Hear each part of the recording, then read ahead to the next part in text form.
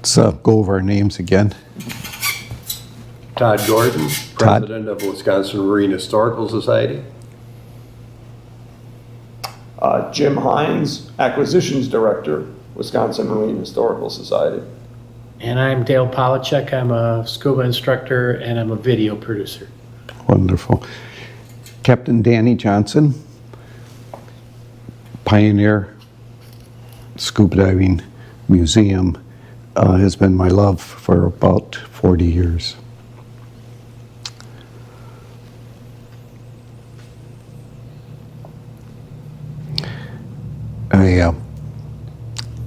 He had some chemo, prostate cancer, and we got it underway, got it out, that type of thing. But the chemo brain is going to take a little while to get that separated. First thing I'd like to show you guys is the James Lockwood exhibit. James Lockwood was the first scuba diver in the entire world. He beat Cousteau, but nobody knew it. And he sold his self-contained underwater breathing apparatus to the Navy, and they used it in the submarines. He was sworn to secrecy. Every submarine in World War II had 50 of his self-contained underwater breathing apparatus. Over here, let's start out with this over here. This is a newspaper article from the Rockford Register-Republic, December 9th, 1938. Cousteau was 45. And that was done down at the Boys Club. That was his first self-contained underwater breathing apparatus. And then from there he started taking parts off of the first one, so he didn't have to remake some of the parts. And then he had this one here in 1940. I've got some blueprints right here dedicating the underwater lung case.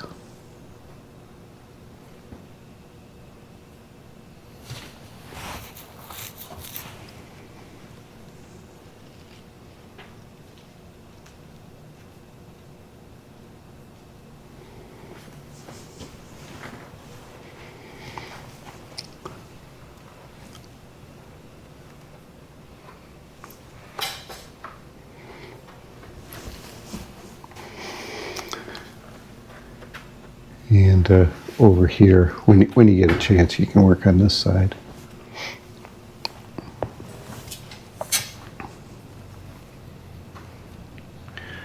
Over here is other rebreathers. This is another February 1, 1943 lung. It's a smaller one, and they used that off of the Wolverine to rescue the pilots.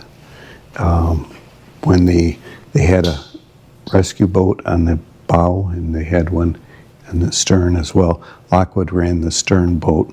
He was in charge of the rescue, and he had quick release on these. They had a real problem when the airplanes would go down in the water, and the pilot was inside. It was pretty hard to get him out, and if that hose got caught on the airplane and went down, so would the diver. And so this is his quick release, his signaling device that he used, and he had so many tugs and had kind of like a Morse code type of thing with it. And it was the 1942 era. He sold his design to the Navy. Every submarine in World War II had 50 of his self-contained underwater breathing apparatuses, 2 per man.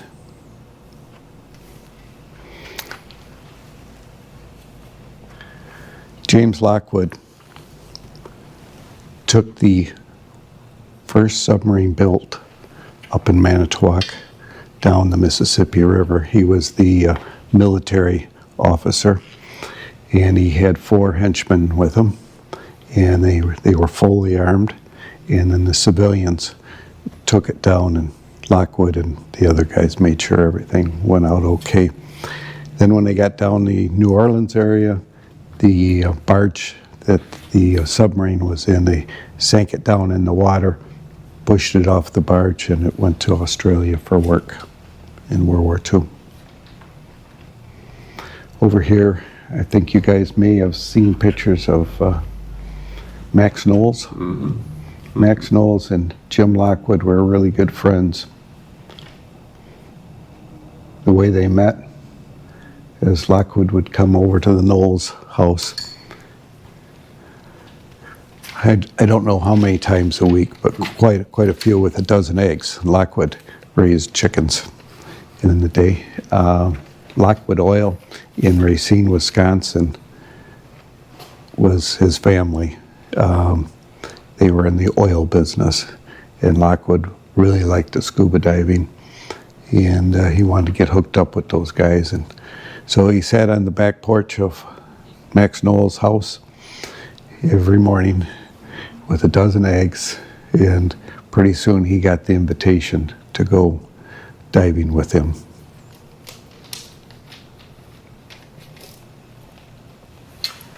Now, is this part of the rebreather too? No, that's a aqua lung. It's got, they built it for the James Bond movies. And there's 3 pony tanks in there, 40 cubic foot or 30 cubic foot tanks in there. And it just made it look fancy for them.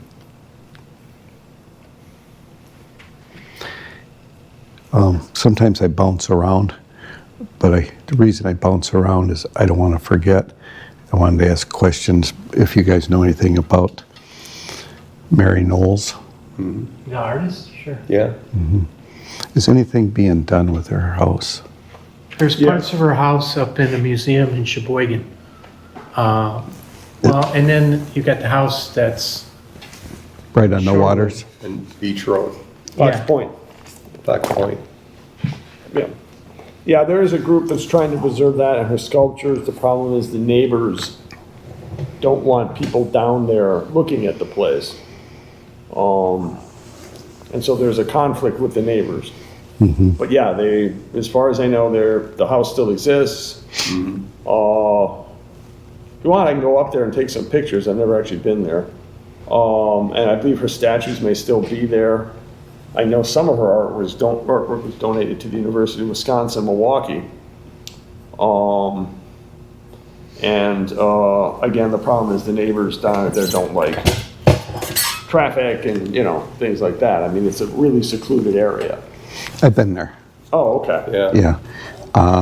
And I snuck around the fence Ah, and so forth. I thought, why not?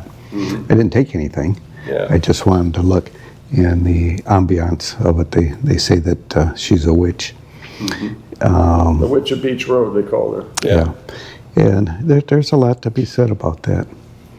It's amazing what we don't know about the other side of the world. Type of thing. I think it was Kohler has the rights to it, so to speak, in their museum. so Kohler has 2 museums. They have one that's where all the bathrooms are all decorated, and that's their now traveling exhibits. And then they have a permanent museum, and some of her stuff is on display in the permanent museum. Wonderful. I can get you the information about that. Yeah, I'd like to see that. Yeah. Max Knowles, he was quite the cowboy. He got to dive with Lockwood and so forth with the self-contained underwater breathing apparatus. And Max Knowles, he became an officer of the Desco company, but they had to hold off for a couple, 2-3 months because he wasn't 18 yet. And by him being the officer of the hard hat company, Desco, he got exempted from the war. And he was around 18 then. Max Knowles salvaged the Prince Willem. He was in charge of it. And Jim Lockwood ran the boat. So the decompression table testing at St. Luke's Hospital, or help me here, was that Dr. End, was Dr. Edgar End. with Max Knoll? yes. Can you talk about that a little bit? I know very little about it. It's they did the pressure test at the Desco company down the basement, or somewhere, the warehouse, I guess, to make sure that everything worked well. And they did a lot of testing as well with that. Things will come to me as we go through. It's been quite a few years since I done a full tour for James Lockwood, and so little by little it'll spark up. We got the exhibit here. This is on the car ferry Milwaukee. Some of it is. There's some of the gauges, and over here is the John Steele and Paul E. Horn, Wally Bezinet, and the shorter fella, I can't recollect his name. John Steele found the car ferry Milwaukee. Wasn't Kent Bell Richards one of the finders of the car ferry Milwaukee? Yes, he was involved in it. So how is it attributed to John Steele instead of Kent? He had the boat and the sonar. Kent Bell Richards, he was a good shipwreck hunter.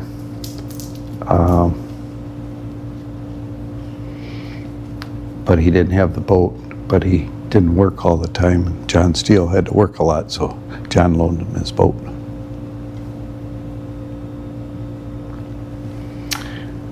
It's the radial directional finder from the Prince Willem, and Jim Lockwood, he got the salvage rights to it. So there's some Prince William's things in here, and there's some Milwaukee car ferry things in here? Mm-hmm. So which ones are the Milwaukee car ferry? Gauges, The gauges over here? yeah, And this over here? yes.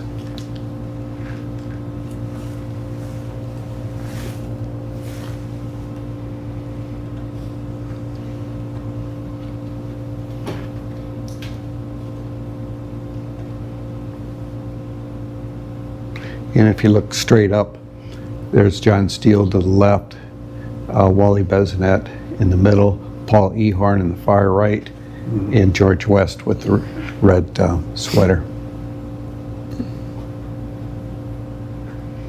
I think Paul E. Horn is I think he's the only one left out of those four. Yeah. I'm thinking. I haven't heard of Wally Bezinet in a long time. Yeah, I've become good friends with Kent Bell Richard. He's still alive. That's a miracle. Mm-hmm. Yeah, he had a rough life. I know. Yeah. And I'm glad he straightened out, because he was a smart man. Mm-hmm. Over here is the telegraph on the Wisconsin, and that was donated to the museum.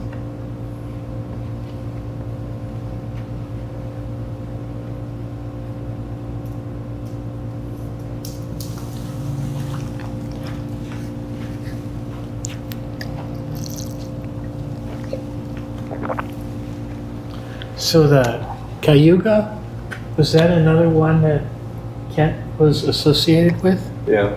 John Steele actually found it. And Lockwood was there when they found it as well. I'm going to retract that.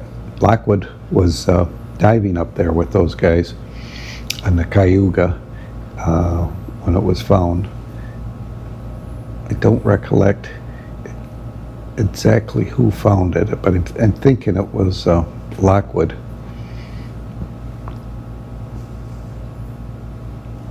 This is a chest here, and that came from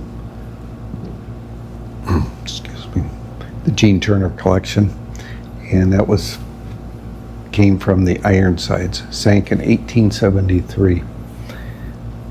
He had to go down a couple, 2 to 3 flights down, and he found that chest and brought it up the steps.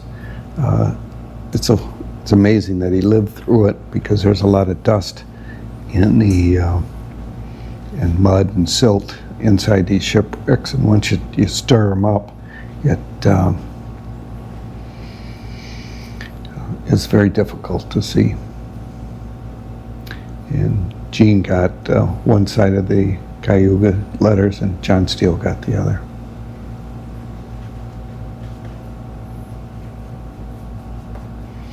Those are the wrecks that Gene Turner found or had help finding them, so forth.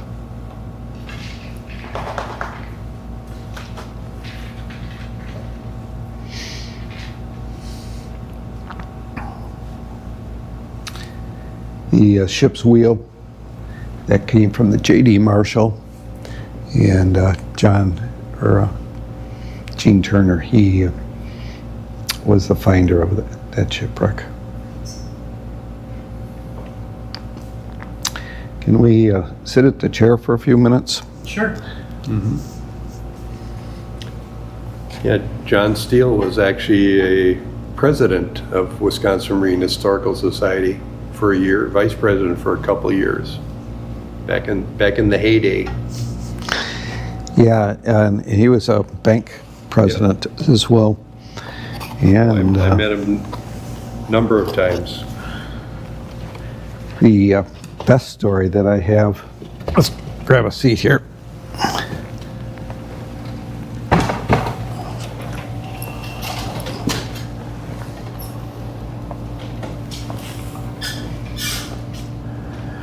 John Steele had a house on the highway that went from Milwaukee to Chicago. Don't remember the name of it, but it was a gas station. And he had this gas station, and he rehabbed it for his house.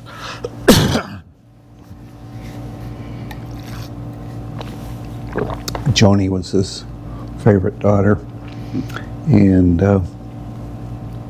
John was out shipwreck hunting for the weekend and got home, and Joni had been naughty, and Mom wanted her to have the belt. John didn't want to give her the belt because he'd been gone all weekend. It should have been Mother's job if discipline was going to be handed down and so forth. So they went in the bedroom, and John told Joni that I'm going to hit the bed with this belt a couple of times. You yell and scream and cry, and everybody will be happy. What a negotiator. He didn't want to belt his daughter. So he did it, and Joni told me that story. A lot of wisdom there. So, I dove with John probably, 10 times thereabouts. I had my own boat, but he taught me a lot about how, what, and whys, and diving and looking at the shipwrecks. Gene Turner, he had 6 daughters. When I met him at the Our World Under trade show, he invited me over to his house, and I went there.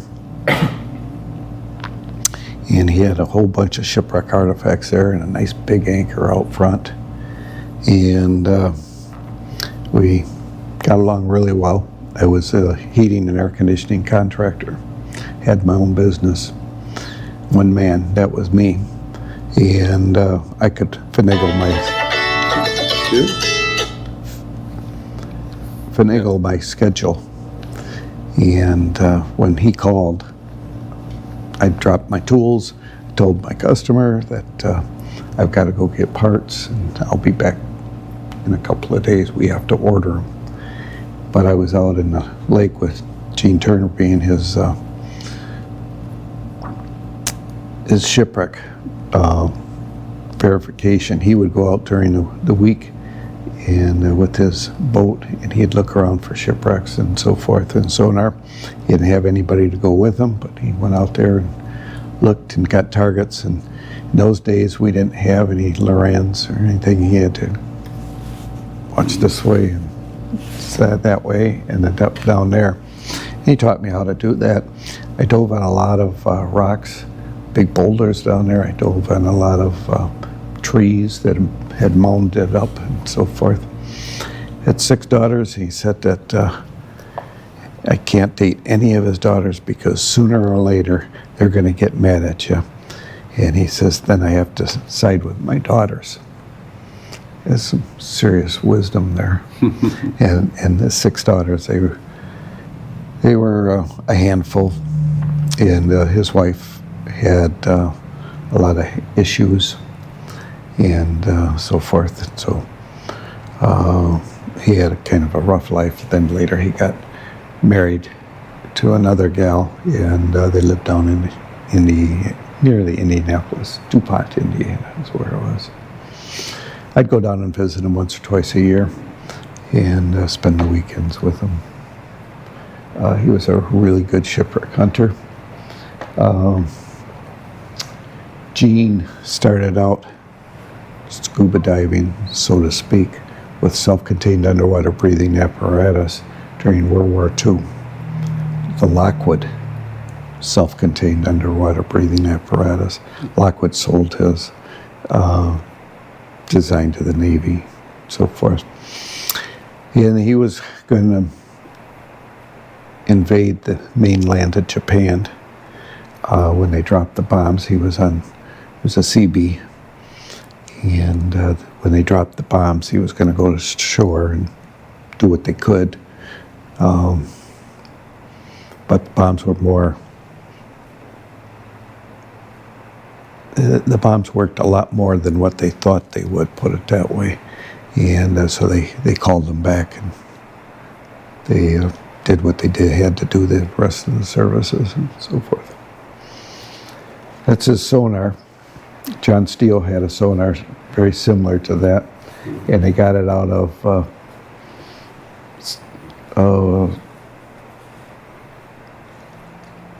some of the I don't know what they call them today, the warehouses with old military stuff that they would auction off or sell off. And John Steele got one too. He had one, and they adapted them. Instead of having the sounder down, they put it this way so that they could see stuff going up and 100, 200 feet away, that type of thing.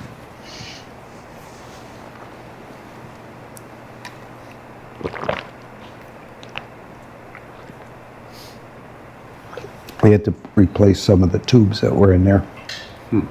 They found a guy that repaired TVs, and he had the old tubes, and got them working. Something that I've got that's very interesting, and I haven't done anything about it, over here on the top of the trunk, some wigs. And they were found on the Ironsides, 1873 in Michigan City. That's not Michigan City. What's the next one going around up? The bottom. This is the bottom of the lake. On the other side, you go up the first major town. St. Joseph? No, Or Ludington and No, Ludington's way further up. Muskegon. Muskegon. And John Steele and Gene Turner found that wreck. And he went down inside and pulled the chest out. Of course, anytime you start moving that stuff, the silt is tremendous. Finding your way back out is a chore. And alongside that chest was a leather chest, and it was full of wigs. They couldn't make wigs back then.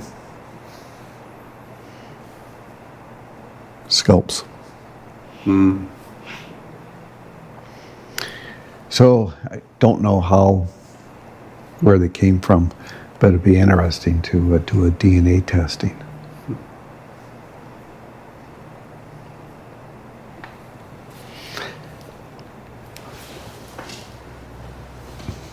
Those are the ships that John Steele was either with, or I'm sorry, Gene Turner was with. John Steele was with them on a lot of them, and they just kind of worked together when they could.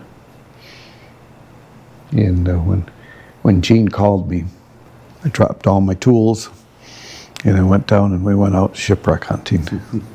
You know, it takes a special day to be able to find shipwrecks, and some of them are, the wind, barometric pressure, wives. Gene's wife, she had a lot of mental problems, and he'd find her meandering all over the city, not knowing where she was and how to get home. He had a rather rough life with her.